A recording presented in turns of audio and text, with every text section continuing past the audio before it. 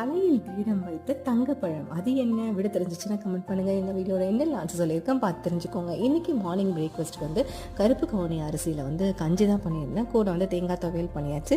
மதியானம் லஞ்சுக்கு வந்து வெஜிடபிள் பிரியாணியும் கூட ரைத்தா அப்புறம் வந்து முட்டை வந்து பாயில் பண்ணியாச்சு. இந்த வெஜிடபிள் பிரியாணி இருக்குல்ல, நான் எப்பயுமே மோஸ்ட்லி பண்ணவே மாட்டேன். ஏன்னா எனக்கு டேஸ்ட்டு வந்து அவ்வளோவா வராது அப்படின்னு தோணும். ஆனால் இன்றைக்கி வந்து சரி பண்ணலாம் அப்படின்னு சொல்லி தான் பண்ணேன். இன்றைக்கி ஒரே நாஸ்டால்ஜியா என்னென்னா, அம்மா வந்து சின்ன வயசில் இந்த வெஜிடபிள் பிரியாணி ரொம்ப டேஸ்டியாக பண்ணுவாங்க. அதில் வந்து ப்ரெட்டெல்லாம் போட்டு பண்ணுவாங்க.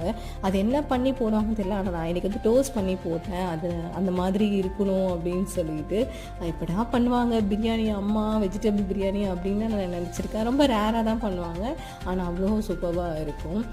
ஒரு சின்ன டிப்பு வந்து என்னென்னா, உங்கள் வீட்டில் வாழைப்பழம் வந்து சீக்கிரமாக பழுத்து வேஸ்ட்டாக போகாமல் இருக்கிறதுக்கு அந்த ஸ்டெம்மில் வந்து நீங்கள் வந்து அலுமினியம் ஃபாயில் சுற்றி வச்சிங்கன்னா அது கெட்டு போகாது. நான் கேட்ட கேள்விக்கு அன்னாச்சி பழம் தான் ஆன்சர். பாய்.